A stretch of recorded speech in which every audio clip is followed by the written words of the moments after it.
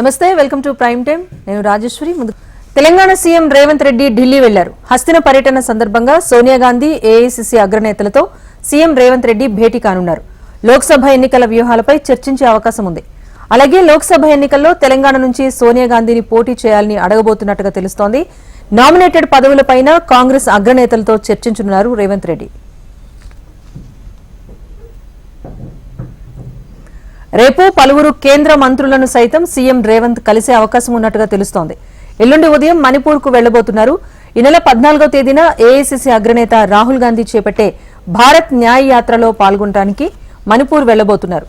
న్యాయ యాత్రలో పాల్గొన్న అనంతరం అదే రోజు ఢిల్లీకి చేరుకుని దావోస్ కు సీఎం రేవంత్ రెడ్డి బయలుదేరి వెళ్లబోతున్నట్టు సమాచారం.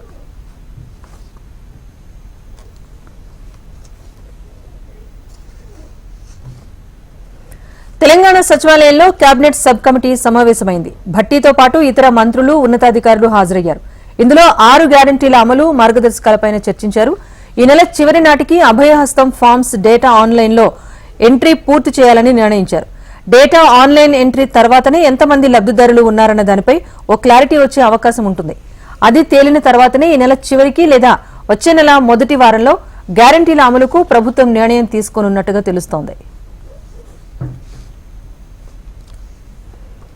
భువనగిరి పార్లమెంట్ నియోజకవర్గ సన్నాహక సమావేశంలో కేటీఆర్ హాట్ కామెంట్స్ చేశారు. పరిపాలన మీద దృష్టి పెట్టి పార్టీని పట్టించుకోలేదన్నారు. పార్టీలో సంస్థాగత నిర్మాణం సరిగ్గా జరగలేదని కేటీఆర్ అభిప్రాయపడ్డారు.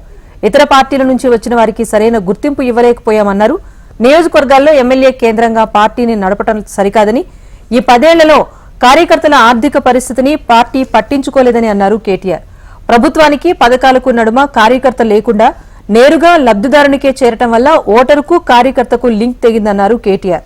దళిత బంధు కొందరికే రావడంతో మిగతా వారు వ్యతిరేకమయ్యారన్నారు కేటీఆర్. రైతు బంధుకు పరిమితి లేకపోవడం కూడా మైనస్ అయిందన్నారు.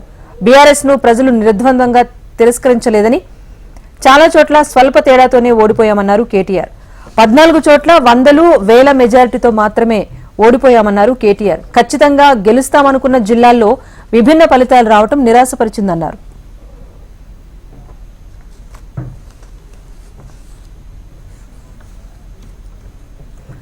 బీఆర్ఎస్ ఎప్పటికీ బీజేపీ బి టీం కాదని, బీజేపీతో పొత్తు గతంలో లేదు, భవిష్యత్తులో కూడా ఉండదని కేటీఆర్ తేల్చి చెప్పారు. కేసీఆర్ 45 ఏళ్ల రాజకీయ జీవితంలో బీజేపీతో ప్రత్యక్షంగా పొత్తు పెట్టుకోలేదన్న కేటీఆర్, బీఆర్ఎస్ కు బీజేపీ బి టీం అయితే ఎమ్మెల్సీ కవితపై కేసు పెట్టేదా అని ప్రశ్నించారు. కవిత అరెస్టు కాకపోవటానికి కారణం సుప్రీంకోర్టు జోక్యం తప్ప బీజేపీతో సంబంధాలు కారణం కాదన్నారు. కాంగ్రెస్, బీజేపీ కుమ్మక్కై బీఆర్ఎస్ ను దెబ్బతీయాలని చూశాయని, అమిత్ షాను రేవంత్ రెడ్డి కలవగానే ఎమ్మెల్సీ ఉప ఎన్నికల పద్ధతి మారిపోయిందని ఆరోపించారు. కాంగ్రెస్, బీజేపీ కుమ్మక్కవటం వల్లే 2 ఎమ్మెల్సీ ఉప ఎన్నికలు వేర్వేరుగా జరిగేలా నోటిఫికేషన్ ఇచ్చారన్నారు. ఎమ్మెల్సీ ఉప ఎన్నికల తీరుపైన హైకోర్టుకు వెళ్లినా తమకు నిరాశ తప్పలేదన్నారు కేటీఆర్. బీజేపీ మతాన్ని రాజకీయానికి వాడుకుంటుందని, తాము కూడా యాదాద్రి అక్షింతలను నల్గొండ, భువనగిరిలో పంచితే గెలిచేవాళ్లమేమో అన్నారు. బీజేపీ వారు పొలిటికల్ హిందువులైతే కేసీఆర్ మతాన్ని మతంగా చూసే హిందూ అని అన్నారు. బీఆర్ఎస్ నిజమైన సెక్యులర్ పార్టీ అన్న కేటీఆర్, ఇక ఎమ్మెల్యే చుట్టూ పార్టీ తిరిగే విధానం ఉండబోదని, పార్టీ చుట్టూ ఎమ్మెల్యేలు తిరిగే పద్ధతి ఉంటుందన్నారు.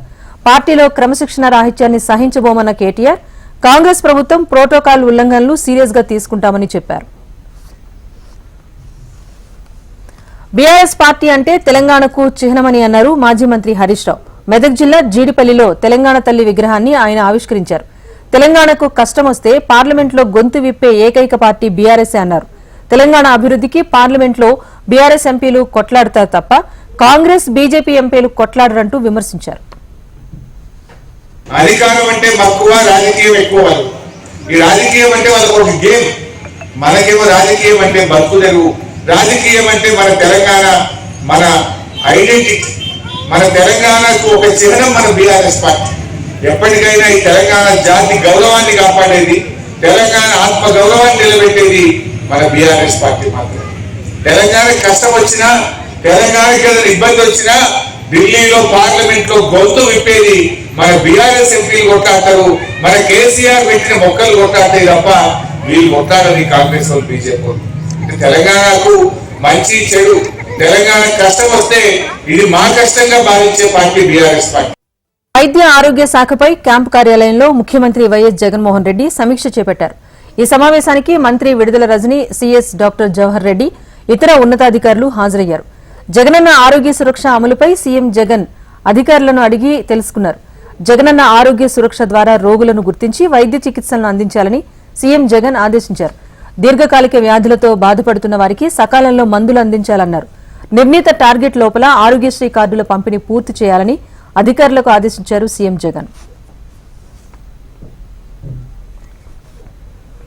చంద్రబాబుపై ఎంపీ కేశినేని నాని మండిపడ్డారు. చంద్రబాబు విజయవాడ ద్రోహి అంటూ ఆయన తీవ్ర స్థాయిలో ధ్వజమెత్తారు. కావాలనే అమరావతిలో రాజధాని ఏర్పాటు చేశారని, 30 ఏళ్లైనా ఆ ప్రాజెక్టు పూర్తి కాదని తాను చంద్రబాబుకు అప్పుడే చెప్పానన్నారు నాని. రాజధాని కోసం భూములిచ్చిన రైతులను చంద్రబాబు మోసం చేశారంటూ ఆరోపించారు.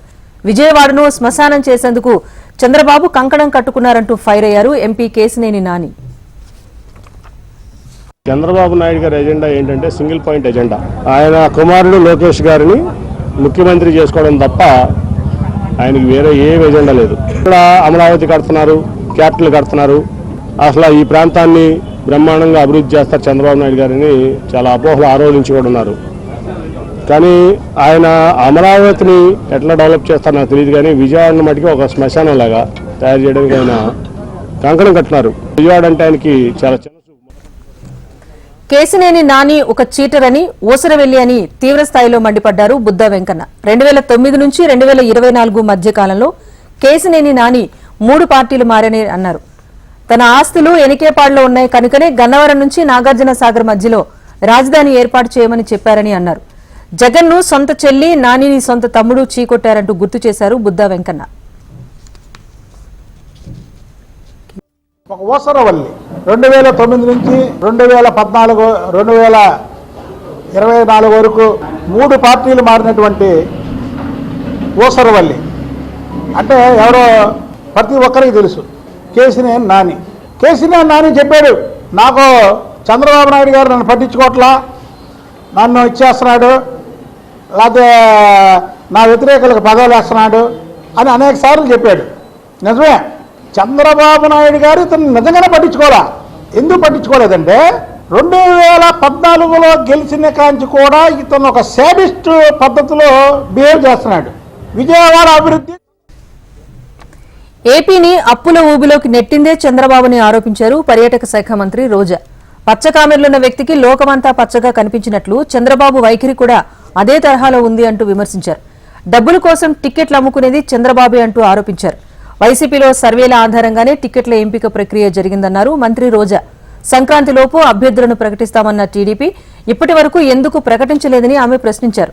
అభ్యర్థులు లేకనే పొత్తుల కోసం వెతుకుతున్నారంటూ ఆరోపించారు. పచ్చ కామెర్లోడికి లోకమంతా పచ్చగా కనిపిస్తుందని ఎప్పుడు చంద్రబాబు నాయుడు చేసే ఆ డబ్బులకి సీట్లు అమ్ముకునేది అందరూ చేస్తారని అనుకోవటం ఆయన పిచ్చితనం. ఆయన తెలుసుకోవాల్సింది ఒక్కటే, ఈరోజు జగన్మోహన్ రెడ్డి గారు ఈ రాష్ట్రాన్ని నువ్వు అప్పుల్లో ముంచేసి వెళ్ళినా, రాష్ట్రాన్ని విడగొట్టినా సమర్థవంతంగా మరి ఎలా జగన్మోహన్ రెడ్డి గారు పరిపాలిస్తూ తానిచ్చిన ప్రతి వాగ్దానాన్ని 99% ఈరోజు సక్సెస్ఫుల్ గా నెరవేర్చారు. ప్రజలకి నాయకులు అందుబాటులో లేకపోయినా లేదా ప్రభుత్వ కార్యాలయాలు వైజాగ్ కు తరలించే అంశాన్ని సవాల్ చేస్తూ దాఖలైన పిటిషన్పై ఏపీ హైకోర్టులో విచారణ జరిగింది. ప్రభుత్వ కార్యాలయాలను విశాఖకు తరలించేందుకు ఇటీవల ప్రభుత్వం ఉత్తర్వులు జారీ చేసింది. అయితే అమరావతి రైతులు వేసిన పిటిషన్తో కార్యాలయాలను అప్పుడే తరలించకుండా ఇటీవల సింగిల్ బెంచ్ ధర్మాసనం ఆదేశాలిచ్చింది. సింగిల్ బెంచ్ ఇచ్చిన ఆదేశాలను సవాల్ చేస్తూ వైసీపీ ప్రభుత్వం రిట్ పిటిషన్ దాఖలు చేసింది. దీనిపై విచారణ జరిపిన ద్విసభ్య ధర్మాసనం ఇరువైపులా వాదనలు విన్న తర్వాత తీర్పును రిజర్వ్లో ఉంచింది. యువత కోసం ప్రతి జిల్లా కేంద్రంలో స్కిల్ సెంటర్ను ఏర్పాటు చేస్తామని మంత్రి శ్రీధర్ బాబు తెలిపారు. త్వరలో స్కిల్ యూనివర్సిటీలను ఏర్పాటు చేయబోతున్నామన్నారు. యువతకు నైపుణ్య అభివృద్ధి కోసం ప్రభుత్వం పెద్దపీట వేస్తోందన్నారు.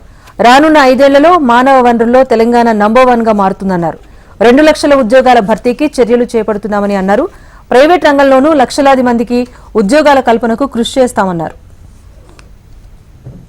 ప్రధానంగా మేము మా మేనిఫెస్టోలో చెప్పినట్టు రాబోయే 5 సంవత్సరాల తొందరలోనే ప్రభుత్వ ఉద్యోగ ఖాళీలు ఎదుగుతున్నాయి. 2 లక్షల ఉద్యోగాలు ప్రభుత్వ ఖాళీలు గత 10 సంవత్సరాల కాలహంలో నింపకుండా ఉన్న తరుణంలో వాటిని నింపే ప్రయత్నంతో పాటు అనేక మంది 2 లక్షల మంది దాదాపు 25 లక్షల నుంచి 30 లక్షల మంది యువత ఉద్యోగాల గురించి వెయిటిస్తున్నారు. ప్రభుత్వానికి సంబంధించి 2 లక్షల పైకి ఉద్యోగాలు. ఖమ్మం వ్యవసాయ మార్కెట్లో వ్యవసాయ శాఖ మంత్రి తుమ్మల నాగేశ్వరరావు ఆకస్మిక తనిఖీలు చేపట్టారు. మార్కెట్లో మిర్చి ధర తగ్గడంపై మంత్రి ఆగ్రహం వ్యక్తం చేశారు. అనంతరం వ్యవసాయ మార్కెట్ అధికారులతో సమీక్ష నిర్వహించారు. మార్కెట్ విస్తరణ పనులపైన అధికారులను అడిగి తెలుసుకున్నారు. దీంతో పాటు మార్కెట్ కార్యాలయం ఎదుట నిర్మించిన షెడ్లను ఎందుకు మధ్యలో నిరుపయోగంగా వదిలేశారంటూ ప్రశ్నించారు. వాటిని ఎప్పుడు పూర్తి చేస్తారో చెప్పాలని సంబంధిత అధికారులను ఆదేశించారు. కాంగ్రెస్ ప్రభుత్వంపై మాజీ స్పీకర్ పోచారం శ్రీనివాసరెడ్డి ఫైర్ అయ్యారు. కాంగ్రెస్ ఆరోపణలు చేసేందుకే సమయం పడుతుంది తప్ప పాలనపైన ఫోకస్ చేయటం లేదన్నారు. కాళేశ్వరంపై ఎలాంటి విచారణ అయినా చేసుకోండి అంటూ తప్పు చేస్తే శిక్ష అనుభవించక తప్పదని అన్నారు. తెలంగాణలో ధాన్యం కొరత ఏర్పడితే ప్రభుత్వానిదే బాధ్యత అన్న పోచారం ప్రాజెక్టుల్లో నీరుంది, రైతులకు వెంటనే నీరు అందించాలని సూచించారు. రాష్ట్రంలో ఉన్న నీటిని పక్క రాష్ట్రానికి విడిచిపెట్టి మహారాష్ట్ర నుంచి నీటిని తేవటం సరికాదని అన్నారు. ఈ ప్రభుత్వానికి ఎందుకో మరి వచ్చినప్పటి నుంచి 40 రోజులు అయిపోయింది, ఆరోపణలు చేయడం తప్పితే ఆలోచన చేస్తలేరు. ఆలోచన చేసి సరే మీరు కాళేశ్వరం గురించి మాట్లాడచ్చు, ఎంక్వైరీ చేసుకోండి. దాని గురించి పొద్దున్న దాకా మాట్లాడే అవసరం లేదు. జ్యుడిషియల్ ఎంక్వైరీ అన్నారు, చేసుకోండి, మేము స్వాగతిస్తున్నాం. కానీ ఎక్కడైతే రిజర్వాయర్స్ నీళ్లు ఉన్నాయో వాటిని ఎక్కడ ఏ ప్రాంతానికి ఇవ్వాలో ఆలోచన చేయండి. దాదాపు 2.5 నుంచి 3 లక్షల ఎకరాల పంట పడుతుంది. ఈరోజు నీళ్లు వదిలిపెట్టకుండా నిర్ణయాలు తీసుకోకుండా పొలాలన్నీ పడవ పెట్టారు. ఏం కోపం ఇది? దేనికోసం? రైతుల మీద కోపమా? ఎవరి మీద కోపం ఇది? కాంగ్రెస్ ప్రభుత్వం వచ్చిన నెల రోజుల్లోనే తన దివాలా కోరుతనాన్ని బయట పెట్టుకుందని మాజీ మంత్రి జగదీష్ రెడ్డి అన్నారు. ప్రజలు ఇప్పుడిప్పుడే రియలైజ్ అవుతున్నారని, రాబోయే పార్లమెంట్ ఎన్నికల్లో బీఆర్ఎస్ గెలుస్తుందని ధీమా వ్యక్తం చేశారు ఆయన.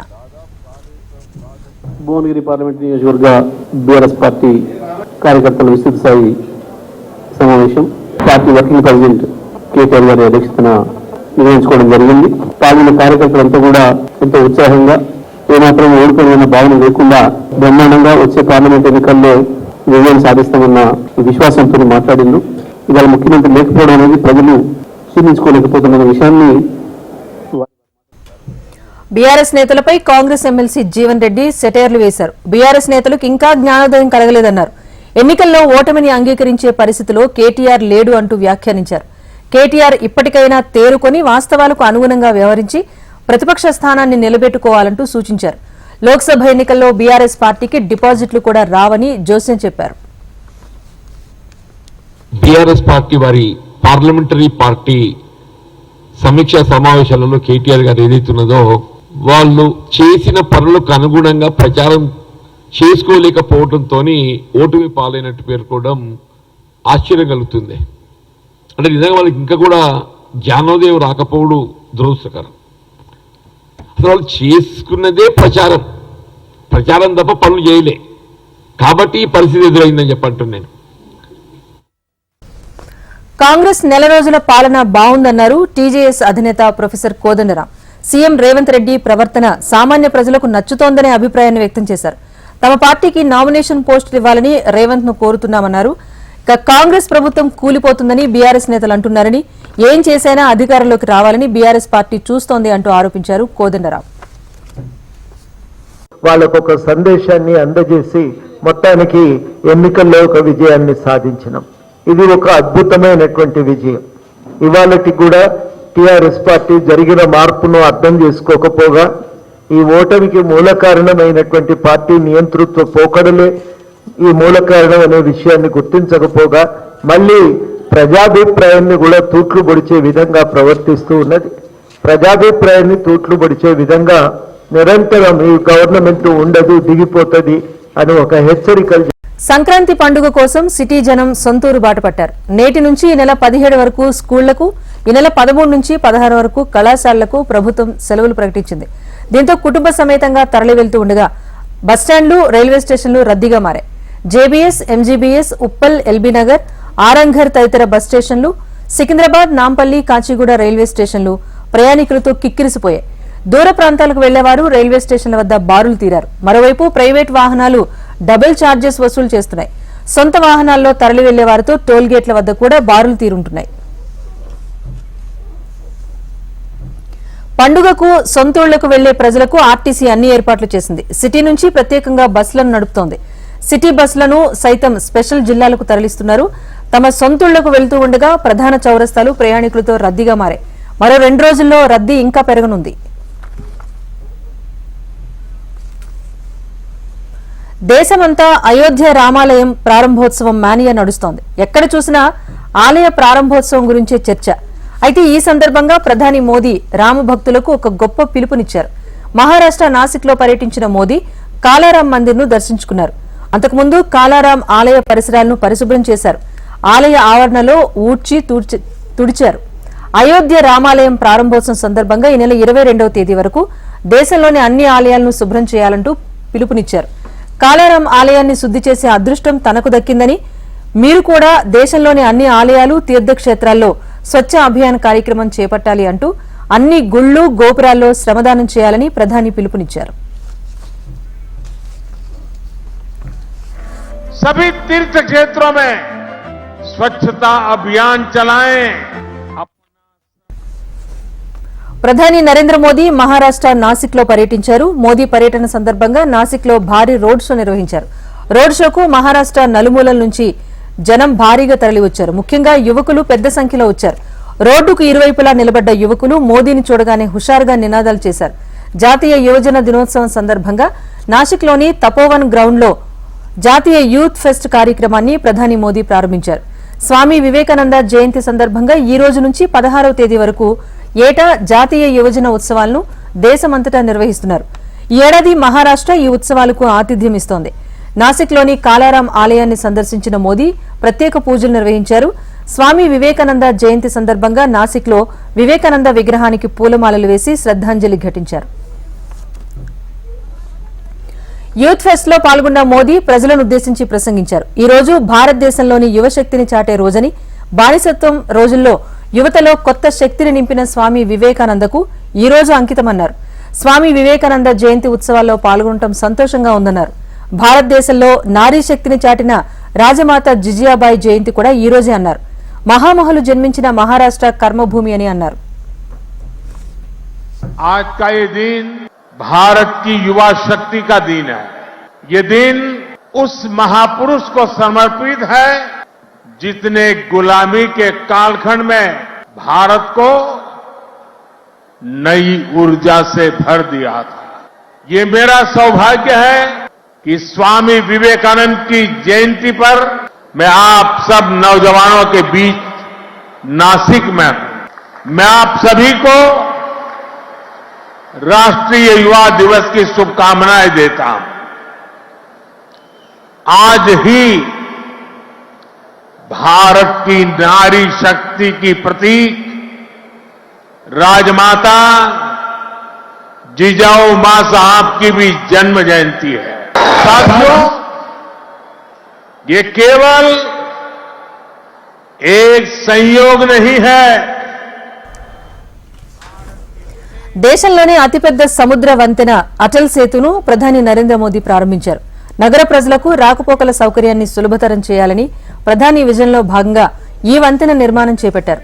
రోడ్డు నుంచి సముద్రం మీదుగా రోడ్కు చేరే విధంగా వంతెన నిర్మించేందుకు 2016 డిసెంబర్లో ఇదే బ్రిడ్జికు మోదీ శంకుస్థాపన చేశారు.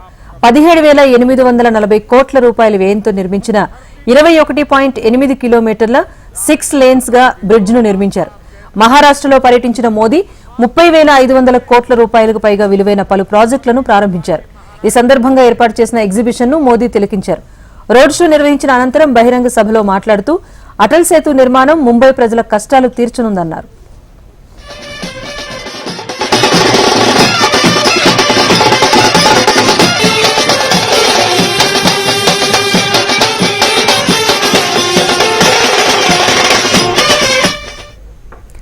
దేశంలోనే 21.8 కిలోమీటర్ల పొడవున నిర్మించిన అతిపెద్ద సముద్ర వంతెన అటల్ సేతు.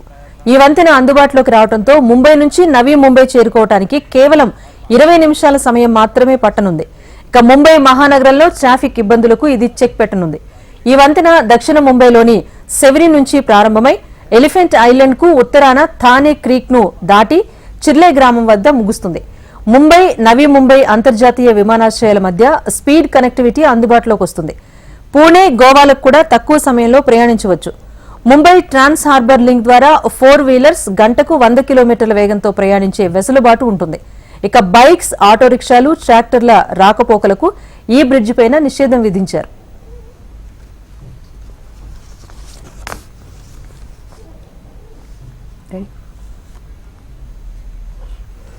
అయోధ్యలో శ్రీరాముడి విగ్రహ ప్రాణ ప్రతిష్ఠ కార్యక్రమంపై దేశవ్యాప్తంగా రాజకీయ మంటలు చెలరేగుతున్నాయి. ముఖ్యంగా బీజేపీ తీరును కాంగ్రెస్ తీవ్రంగా ఖండిస్తోంది. రామమందిరం ప్రారంభోత్సవాన్ని బీజేపీ ఓ రాజకీయ కార్యక్రమంగా నిర్వహిస్తోంది అంటూ కాంగ్రెస్ పార్టీ ఆరోపించింది. నిర్మాణం పూర్తి కాకుండా ఆలయాన్ని ప్రారంభించడం సరికాదని అభిప్రాయపడింది. అయోధ్యలో రామాలయ ప్రారంభోత్సవం ధర్మశాస్త్రాలు, విధి విధానాల ప్రకారం జరగటం లేదని కాంగ్రెస్ పార్టీ అధికార ప్రతినిధి పవన్ ఖేడా ఆక్షేపించారు. ఇదే విషయాన్ని దేశంలోని 4 పీఠాల శంకరాచార్యులు చెబితే వారిని సైతం పక్కన పెట్టారంటూ ఆయన పేర్కొన్నారు. ఆలయ ప్రారంభ తేదీని పంచాంగం చూడకుండా ఎన్నికలను దృష్టిలో ఉంచుకుని నిర్ణయించారంటూ పవన్ ఖేడా ఆరోపించారు. ఇది ధార్మిక కార్యక్రమం కానప్పుడు రాజకీయ కార్యక్రమమే అవుతుందన్నారు. భక్తుడికి, దేవుడికి మధ్య దళారిగా రాజకీయ నాయకులు కూర్చోవటం తగదని, ఇది రాజకీయ కార్యక్రమం కాదని పవన్ ఖేడా ఆరోపించారు. రామాలయ ప్రారంభోత్సవాన్ని 22న నిర్ణయించారు. బీజేపీ ఏ పంచాంగాన్ని చూసి ఆ తేదీ నిర్ణయించింది? ఆ తేదీని ఎంపికను ఎన్నికలను దృష్టిలో ఉంచుకుని ఖరారు చేశారంటూ కాంగ్రెస్ అధికార ప్రతినిధి పవన్ ఖేడా ఆరోపించారు. ఇప్పటికే రామాలయం ప్రారంభోత్సవ కార్యక్రమానికి దూరంగా ఉండాలని కాంగ్రెస్ పార్టీ నిర్ణయించిన సంగతి తెలిసిందే. ఎన్నికల ముందు ఓట్ల కోసమే బీజేపీ కుట్రపూరితంగా రామమందిర ప్రారంభోత్సవ కార్యక్రమాన్ని నిర్వహిస్తోందని మల్లికార్జున ఖర్గే మండిపడ్డారు. బీజేపీ, దాని మాతృ సంస్థ ఆర్ఎస్ఎస్ రాజకీయ కార్యక్రమం కాబట్టే తాము ప్రాణప్రతిష్ఠ కార్యక్రమానికి హాజరు కాబోమని ప్రకటించినట్టుగా చెప్పారు. తాము అయోధ్య పర్యటనను బహిష్కరించడం లేదని, ఈ నెల 22న అయోధ్యలో జరిగే కార్యక్రమాన్ని మాత్రమే బహిష్కరిస్తున్నామన్నారు. ఇందులో తమకు మత విశ్వాసాలను కించపరిచే ఉద్దేశం లేదని మల్లికార్జున ఖర్గే తెలిపారు. सारी चीजें कही है और हमारा जो कहना है या इससे पहले अगर आप पेपर निकाल के देखेंगे तो मई 6 तारीख को स्टेटमेंट दिया प्रेस कॉन्फ्रेंस में आपको. 2019లో రెండోసారి కేంద్రంలో అధికారం చేపట్టిన బీజేపీ ఆఖరి పద్దుకు రెడీ అవుతోంది. 17వ లోక్సభ గడువు జూన్ 16న ముగియబోతోంది. ఏడాది మార్చి లేదా ఏప్రిల్లో లోక్సభకు ఎన్నికలు జరగనున్న నేపథ్యంలో పూర్తి స్థాయి బడ్జెట్ కాకుండా ఓటాన్ అకౌంట్ బడ్జెట్ ప్రవేశపెట్టబోతోంది. పార్లమెంటు మధ్యంతర బడ్జెట్ కు సంబంధించి తేదీలను సైతం ఖరారు చేసింది కేంద్రం. జనవరి 31 నుంచి ఫిబ్రవరి 9 వరకు ఈ సమావేశాలు కొనసాగనున్నాయి. ఫిబ్రవరి 1న కేంద్ర ఆర్థిక మంత్రి నిర్మలా సీతారామన్ మధ్యంతర బడ్జెట్ను ప్రవేశపెట్టనున్నట్లు పార్లమెంటరీ వ్యవహారాల మంత్రి ప్రహ్లాద్ జోషి శుక్రవారం ప్రకటించారు. ఇది prime time update. Keep watching HM TV. వార్త ఆగదు, నిజం దాగదు.